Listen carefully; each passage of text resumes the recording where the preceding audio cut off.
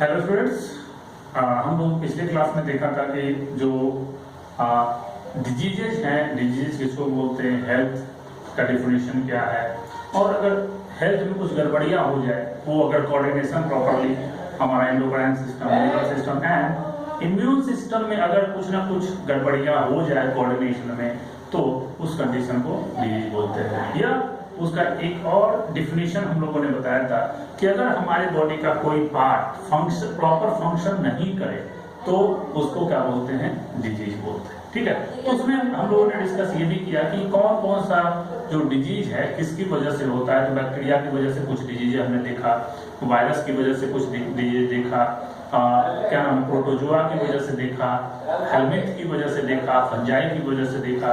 तो ये सारे जो हैं जो डिजीज काउज करते हैं उसको क्या बोलते हैं, पैथोजेंस बोलते हैं। ठीक है, तो ये सारा हम लोगों ने देखा। अब हम लोग क्या करेंगे कि एक एक करके हम लोग सबका डिस्कस करेंगे, जैसे बैक्टीरिया का क्या है, वायरस का क्या है और फंजाई का क्या है। ये मेनली तीन है।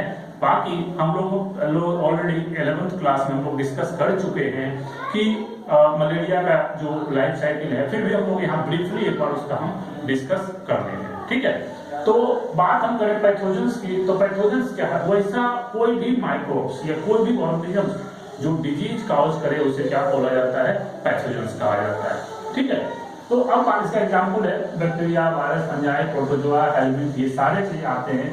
और ज्यादातर जो पैरासाइट्स होते हैं, पैरासाइट्स किसको बोलते हैं, पैरासाइट जो दूसरे ऑर्गेनिजम्स के ऊपर डिपेंड करे फूड एंड शेल्टर के लिए, in organisms which depend on other organisms for the food and shelter, that is called the parasites. और पैरासाइट का एक और कैरेक्टरिस्टिक है कि ये दूसरे ऑर्गेनिजम से फूड और शेल्टर नहीं लेगा, उसमें डिजीज भी काउज करेगा, यानी उसके जो ऑर्गन्स हैं उसके फंक्शन को क्या करेगा, ये ब्लॉक करेगा, कहीं कहीं हैंडल करेगा। ठीक है, तो इसमें अब जैसे ये जो पैथोजेंस हैं, ये ज्यादातर जो डिसफंक्शन करता है या जो कुछ एबनॉर्मल बिहेवियर वहां शो करता है, वो कैसे हमें पता चलेगा, तो वो हमें मॉर्फोलॉजिकल एंड फंक्शनल डैमेज के बेसिस पे पता चल जाएगा।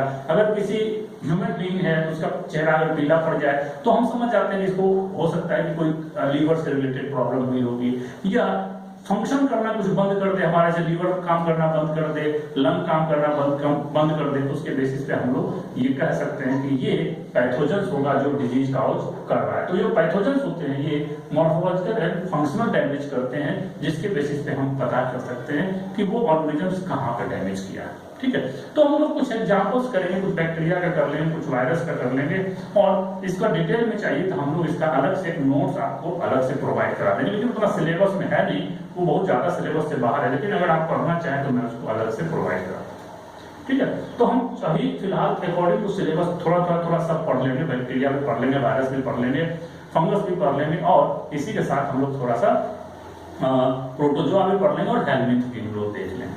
क्लियर? तो अब हम लोग बात करते हैं बैक्टीरियल डिजीज की। बैक्टीरियल डिजीज में जो सबसे फेमस एग्जांपल्स है दैट इज टाइफॉइड। एकदम एक ब्रीफ डिस्कशन दिया हूं कि ये टाइफॉइड का जो स्टोरी था, ये टाइफॉइड एक बैक्टीरियल डिजीज है, और ये जो किसके द्वारा होगा, जो कॉजेटिव एजेंट है, कॉजेटिव एजेंट उसको बोलते हैं जो टाइफॉइड कॉज करता है, जो टाइफॉइड कॉज करता है, यानी दैट इज कॉजेटिव एजेंट, और उसका नाम है साल्मोनेला टाइफी।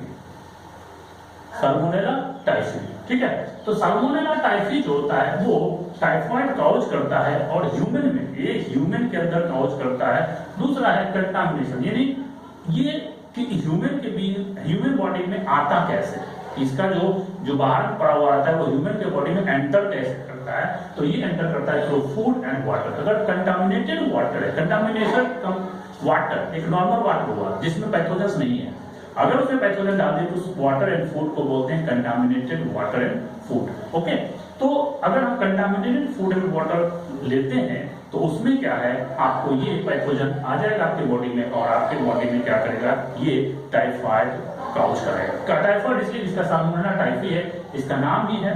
ठीक है, साइट ऑफ इन्फेक्शन हमारे बॉडी में किस पार्ट को इन्फेक्ट करेगा, स्पेशली ये इंटेस्टाइन को करता है। उसमें भी स्मॉल इंटेस्टाइन जो पेयर्स पैसेज है, क्योंकि इसका जो मेन काम होता है पेयर्स पैसेज का, हम लोग डाइजेस्टिव सिस्टम में देख चुके हैं कि पेयर्स पैसेज का मेन काम है कि इन्फेक्शन से बचाना, तो इसकी वजह से क्या होता है, अगर ये नहीं रहेगा तो ये टाइफाइड आसानी से वहां पे प्रॉब्लम क्रिएट करेगा, क्योंकि ये पेयर्स पैचेज को ही टारगेट करता है।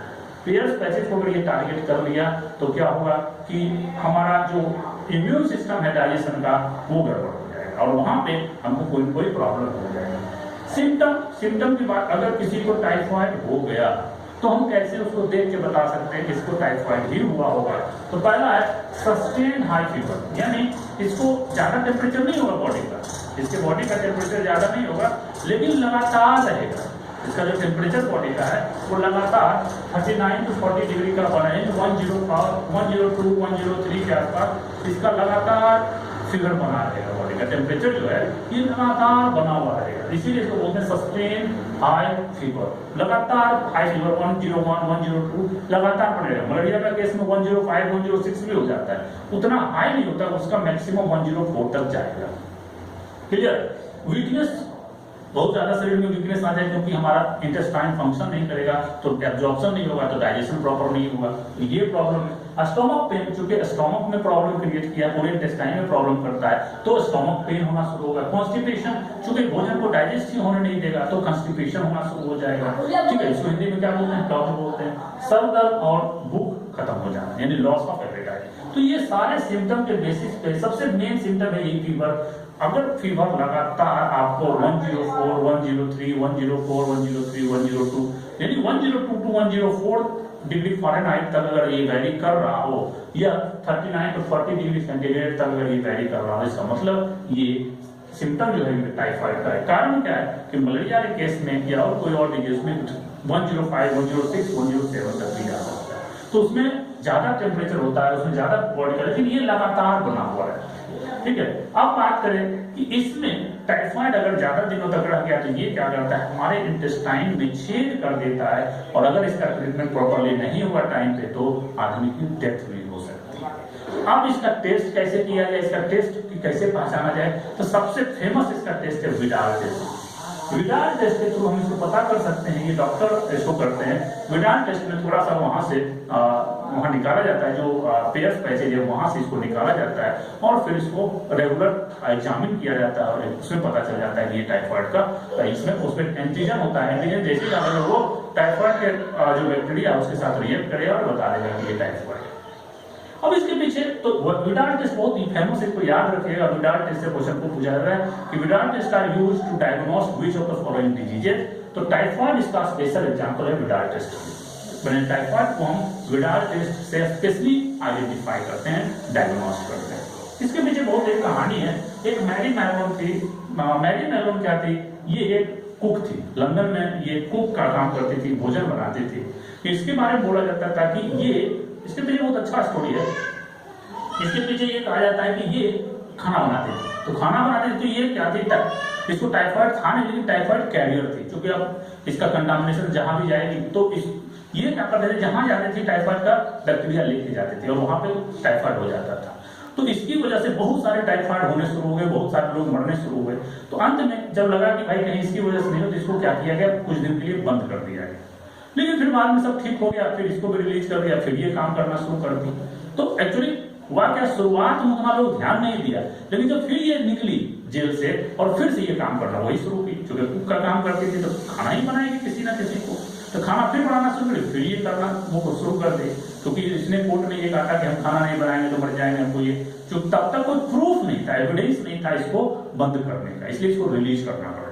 अब ये फिर से निकली क्या कि उस शहर छोड़ के दूसरे शहर में चली गई, अब दूसरे शहर में फिर से ये खाना बनाने का काम करने लगी। इस तरह से फिर वहां पे इन्फेक्शन होना शुरू हुआ। तो उसमें कुछ साइंटिस्ट वहां पे काम कर रहे थे टाइफाइड के ऊपर, तब उन्होंने बताया कि अच्छा इसका मतलब, फिर इसके बॉडी का एग्जामिनेशन किया और तब बताया कि इसके बॉडी में ये टाइफाइड है जो इसको कैरी कर रही है। इसी इसको टाइफाइड तो नहीं हो रहा लेकिन ये कैरी करके बहुत लोगों को टाइफाइड करवा रही है। तो इसीलिए इस मैरी मैलन का नाम ही रख दिया गया, निक नेम इसको दिया गया टाइफाइड मैरी। ये बहुत फेमस एग्जांपल्स है। तो ये इसने बहुत लोगों को टाइफाइड किया और इसकी वजह से ही टाइफाइड डायग्नोस हुआ और फिर जाके इसको लोग जान पाए। ठीक है, तो मैरी मैलन के बारे में बहुत ज्यादा किया जाता है, क्योंकि मैरी मैलन जो थी वो कैरियर थी टाइफाइड की और चूंकि बहुत सारे लोगों को ये फैला दी टाइफाइड, इसलिए इसको बोला गया टाइफाइड मैरी, नाम ही निक नेम दे दिया गया। तो ये बैक्टीरियल डिजीज पहला हो गया टाइफाइड, दूसरा है निमोनिया।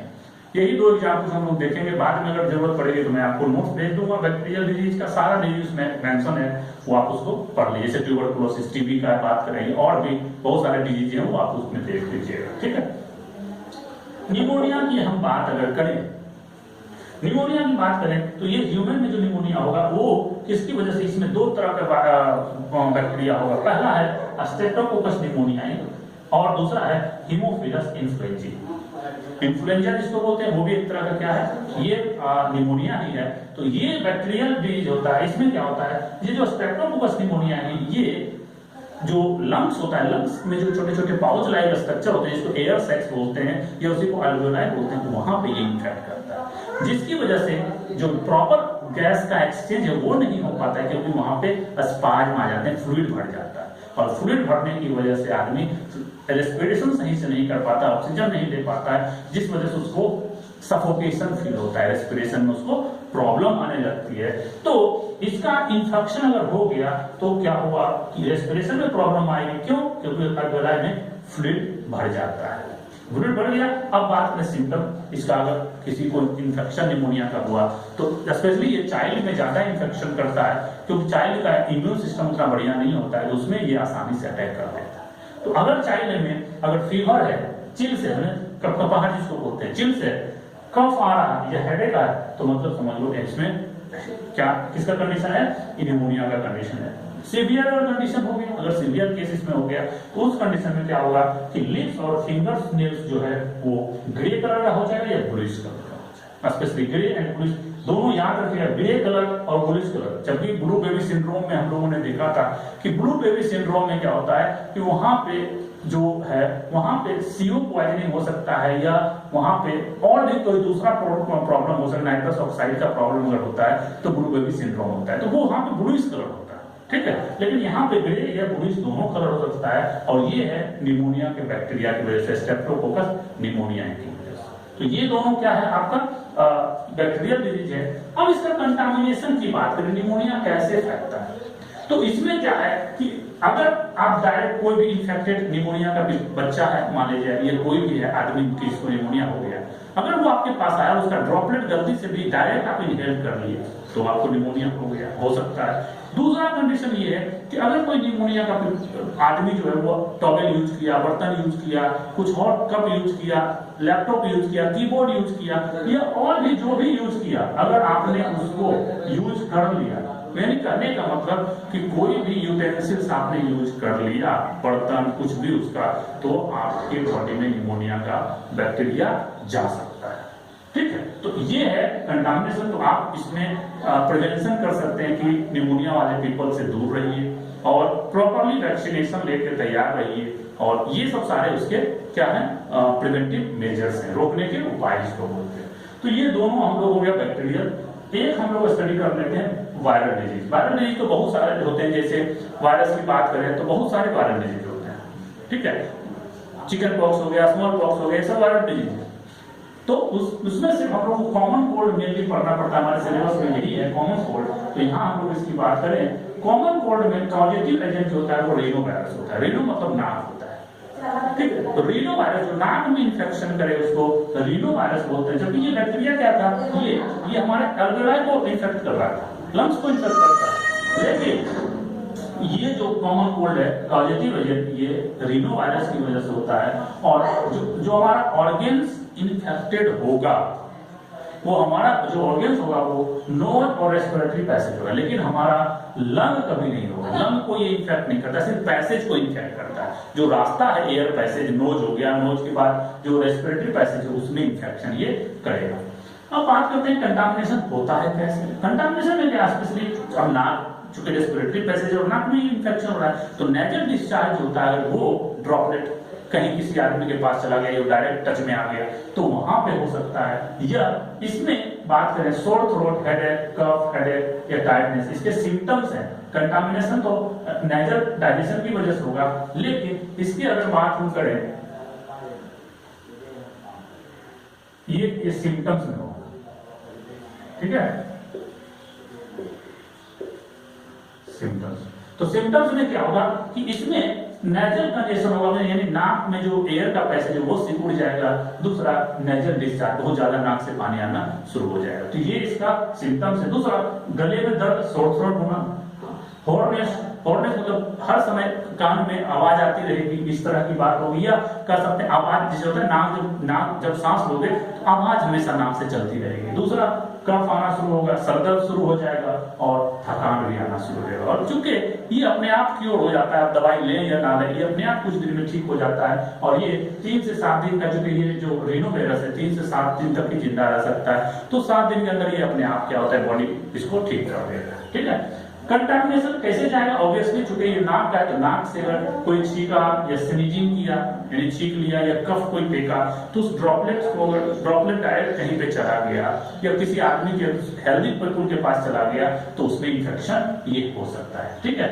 या अब इसके अलावा और कोई आदमी, जैसे मान लीजिए हम इन्फेक्टेड पीपल है, हमारा लैपटॉप का इस्तेमाल कर लिया, कीबोर्ड इस्तेमाल कर लिया, माउस वो इस्तेमाल कर लिया, यानी कोई भी चीज, books, pens, cups, door knob, कुछ भी, दरवाजा पर अगर हमने टच किया, कोई हेल्दी पीपल दरवाजे को टच किया तो उसके बॉडी में जा सकता है, क्योंकि हाथ लगाएगा तो नाक भी छुएगा तो वो उसके बॉडी में वो चला जाएगा। तो यानी कंटामिनेटेड ऑब्जेक्ट्स को, अगर वो कोई हमारा कंटामिनेटेड ऑब्जेक्ट है और वो कोई हेल्दी पीपल टच कर लेगा तो उसमें ये इंफेक्शन होने की पॉसिबिलिटी बहुत ज्यादा है। तो कंटामिनेटेड ऑब्जेक्ट्स में क्या हो सकता है, पेन हो सकता है, बुक हो सकता है, कप हो सकता है, डोर नॉब, दरवाजे का जो नॉब होता है वो हो सकता है, कंप्यूटर, कीबोर्ड, माउस, ये सारे चीज हो सकते हैं। तो ये हो गया आपका वायरल डिजीज। फंगल डिजीज में एक दो एग्जांपल आते हैं, जिसमें सबसे फेमस है रिंगवॉर्म। ये फंगस की वजह से होता है। और यहाँ से जो क्वेश्चन आया वो है कॉजेटिव एजेंट, उसमें 3 जनरा इसमें इन्वॉल्व होता है, जिसकी वजह से जो ये 3 जनरा जो है ये रिंगवॉर्म के लिए रिस्पॉन्सिबल होता है। उसका नाम है माइक्रोस्पोरम, ट्राइकोफाइटोन एंड इपीडर्मोफाइटोन। ये 3 है।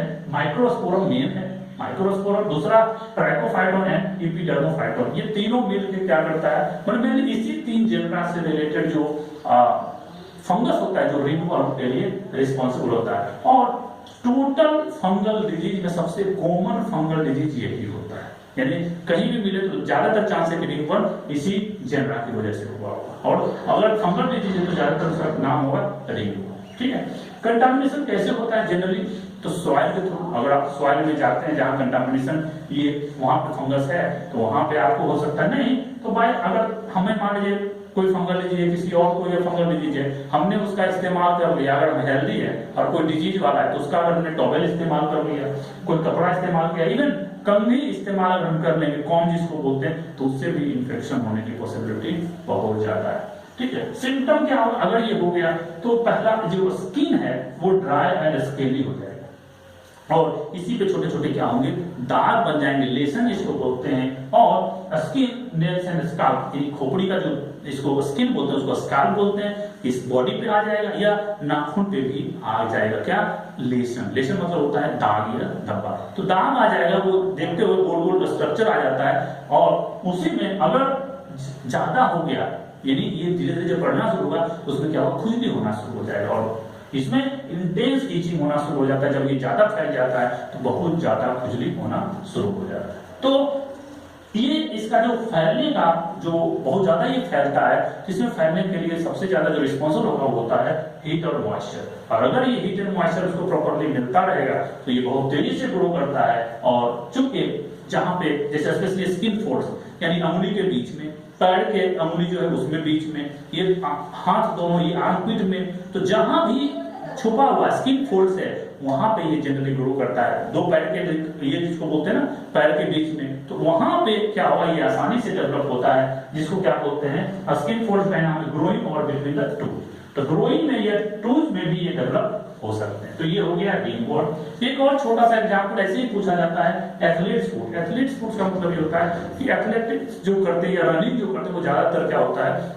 अब जूता पहने रहता है तो बराबर उसमें बॉडी, उसके पैर में मॉइस्चर और हीट हमेशा होता रहता है, जिसकी वजह से वहां पे एक फंगस डेवलप करता है। उस फंगस का नाम है टीनिया पेडिस। टीनिया पेडिस की वजह से उसमें जो वहां पे फंगस ग्रो करता है, उसके पैर में जो प्रॉब्लम क्रिएट होती है उसका नाम भी दे दिया गया एथलीट्स फुट। ठीक है, तो ये हमारा क्या हो गया फंगल डिजीज। फंगल डिजीज यहाँ से क्वेश्चन ये आपके सिलेबस में इतना ही है, तो हम लोग इतना ही इसको स्टडी करेंगे। होगा कि बैक्टीरियल डिजीज, वायरल डिजीज और फंगल डिजीज।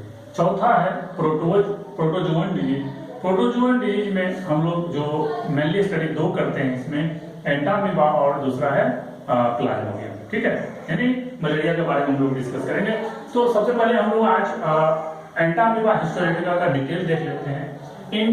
इसमें प्रोटोजोअन डिजीज में जो है मेनली एंटामीबा का जो जीनस है वो इन्वॉल्व होता है, और इसी में बहुत सारे जो स्पीसीज होते हैं वो अलग अलग तरह के क्या करते हैं, डिजीज कॉज करते हैं, अलग अलग टाइप के डिसेंट्री कॉज करते हैं। ठीक है, तो हम लोग बात करें एंटामीबा हिस्टोलिटिका, एक स्पीसीज है एंटामीबा का जो हिस्टोलिटिका इसको बोला जाता है, और इसको सबसे पहले रिपोर्ट करने वाले जो साइंटिस्ट थे उस साइंटिस्ट का नाम है लैम्बर्ट। इन्होंने सबसे पहले इसको डिस्कस किया था, और ये उन्होंने बताया था कि जो एंटामीबा हिस्टोलिटिका होता है वो मोनोजेनेटिक इंडो पैरासाइट होता है। मोनोजेनेटिक मतलब इसमें एक ही होस्ट चाहिए, यानी दो होस्ट में नहीं जाएगा, यानी एक ही होस्ट में ये रहेगा, वहीं पर अपना लाइफ साइकिल कंप्लीट करेगा और वो बाहर में सॉइल में निकल जाएगा या वाटर में चला जाएगा, फिर वो आदमी में एंटर करेगा, फिर से वो एक ही साइकिल। यानी अगर एक होस्ट चाहिए उसकी पूरी लाइफ साइकिल के लिए तो उसको बोलते हैं मोनोजेनेटिक। और अगर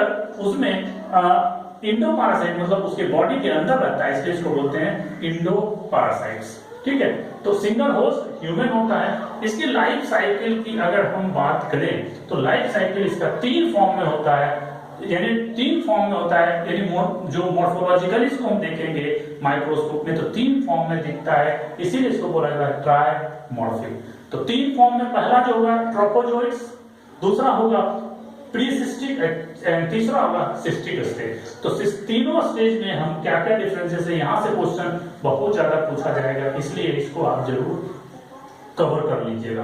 तो पहला ट्रोफोजोइट, नाम से ही जैसा पता चलता है कि ट्रोफोजोइट स्टेज जो है, ट्रोफो मींस होता है फीडिंग या फूड, तो ये स्टेज जो होता है एक्टिव फीडिंग स्टेज होता है। इस टाइम पे ये बहुत ज्यादा फीडिंग करता है, जब कॉलन में हमारे आता है तो वहां पे ये बहुत ज्यादा भोजन करना शुरू, यानी खाएगा क्या, तो वहां पे जो एरिथ्रोसाइट है, रेड ब्लड सेल्स है, टिश्यू जो है, ये कोलन के जो टिश्यू है वाल, उसको खाना ये शुरू करता है, जिसकी वजह से हो सकता है कि वहां पे बाथरूम के साथ क्या होगा या लैट्रिन के साथ क्या होता है, ब्लड आना शुरू हो जाता है। तो उसका एक सिम्टम है, पहचानने का नियम है कि अगर ऐसा हो तो समझ जाइए कि हो सकता है ये एंटामीबा हिस्टोलिटिका का इंफेक्शन हो गया।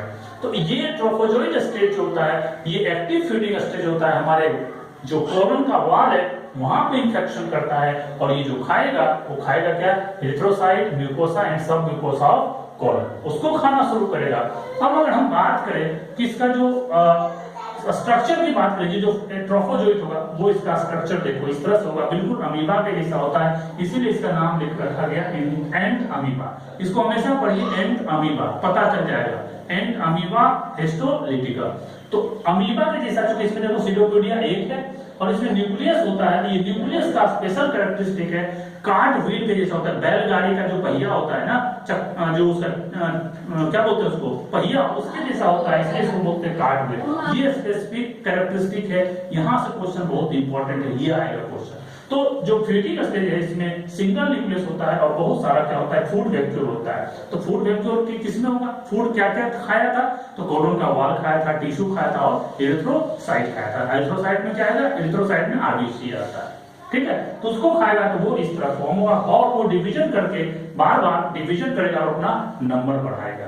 अब अगर नंबर बढ़ गया तो अब क्या करेगा, ये जो फीडिंग स्टेज है ट्रोफोजोइट चेंज कर जाता है प्रीसिस्टिक स्टेज। प्रीसिस्टिक स्टेज में ये सीडोपोडिया गायब हो जाएगा, फूड वेक्यूल गायब हो जाएगा, और ये स्टेज जो होता है नॉन फीडिंग स्टेज होता है, यानी इसमें ये खाने पीने का काम नहीं करेगा, ये चुपचाप अपना सबको समेटना शुरू करेगा, सीडोपोडिया अंदर ले लेगा, फूड वेक्यूल गायब हो जाएगा, और ये इसमें सिंगल न्यूक्लियस होता है।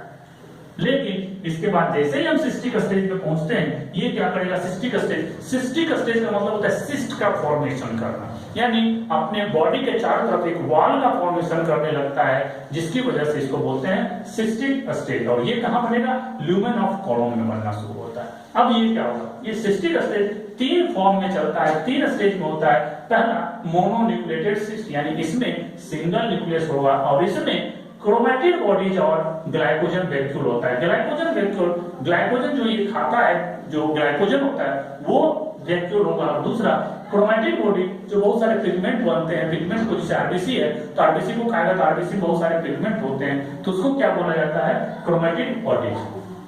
अब इसमें सब चीज क्या होगा, दूसरा स्टेज आएगा। पहला स्टेज में क्या हो गया, ये मोनोन्यूक्लिएटेड सिस्ट। दूसरा में ये कैरियोकाइनेसिस के थ्रू ये जो न्यूक्लियस है वो न्यूक्लियस कन्वर्ट हो जाएगा बाय न्यूक्लिएटेड स्टेज में। बाय न्यूक्लिएटेड का मतलब होता है दो न्यूक्लियस। टू न्यूक्लियस जब ये डिवाइड होगा तो ये दो न्यूक्लियस होगा और बाय न्यूक्लिएटेड स्टेज में भी ग्लाइकोजन वैक्यूल और क्रोमैटिड बॉडी प्रेजेंट है। ठीक है, ये प्रेजेंट होंगे, फिर बायन्यूक्लिएटेड स्टेज से टेट्रा में कन्वर्ट होता है क्योंकि ये दोनों न्यूक्लियस फिर से कैरियोकाइनेसिस करता है। कैरियोकाइनेसिस का मतलब होता है डिवीजन ऑफ न्यूक्लियस। अब इसके बाद ये चार न्यूक्लियस होता है, बाकी जो ग्लाइकोजन वैक्यूल है और क्रोमैटिड बॉडी क्या होता है, गायब हो जाता है। यही क्वाड्रीन्यूक्लिएटेड स्टेज जो होता है वो क्या होता है, इन्फेक्टिव स्टेज होता है, मेन इन्फेक्टिव स्टेज होता है और यही क्या करता है, इन्फेक्शन करता है। जहां से क्वेश्चन आएगा कि जो इंटामीबा हिस्टोलिटिका है इसका इन्फेक्टिव स्टेज कौन है, तो पहला सिस्टिक स्टेज और सिस्टिक स्टेज में आएगा क्वाड्रीन्यूक्लिएटेड स्टेज। ठीक है, तो क्वाड्रीन्यूक्लिएटेड में चार न्यूक्लियस इसमें होगा, बाकी सारा चीज एब्सेंट होता है। अब ये क्या होगा, वहां से स्टूल के थ्रू बाहर आ जाता है और बाहर में पड़ा हुआ रहता है। अब ये फिर से वहां से वाटर है, उस कंटामिनेटेड वाटर को अगर किसी आदमी ने ले लिया तो उसकी बॉडी में यही चला जाएगा और फिर ये क्या होगा, हमारे बॉडी में एंटर करेगा और प्रॉब्लम क्रिएट करेगा। तो ये जो सिस्ट है, ये सिस्ट स्पेशली गैस्ट्रिक जूस, जब हम इसको इंजेस्ट करते हैं पानी या भोजन के थ्रू हमारे बॉडी में जब आएगा तो ये क्या होता है, जब हमारे स्टमक से जाएगा तो गैस्ट्रिक जूस काम करेगा, लेकिन ये गैस्ट्रिक जूस से डाइजेस्ट नहीं होता है, ये डाइजेस्ट होता है कहाँ, ट्रिप्सिन से। ट्रिप्सिन कहाँ रिलीज होता है, हमारे स्मॉल इंटेस्टाइन में। वहां पे ट्रिप्सिन जो हो वो इसको डाइजेस्ट करेगा, यानी इसका सिस्ट ब्रेक होगा और यहाँ से ये निकलेगा और चार न्यूक्लियस अलग अलग होगा और फिर ये इन्फेक्शन करना शुरू होगा, फिर ये कन्वर्ट हो जाएगा ट्रोफोजोइड और फिर से ये साइकिल कंप्लीट करेगा। क्लियर हो गया। तो ट्रांसमिशन या इन्फेक्शन कंटामिनेटेड टाइप का होता है। कंटामिनेटेड जो वाटर एंड फूड से इन्फेक्शन हो, that is called contaminated type का।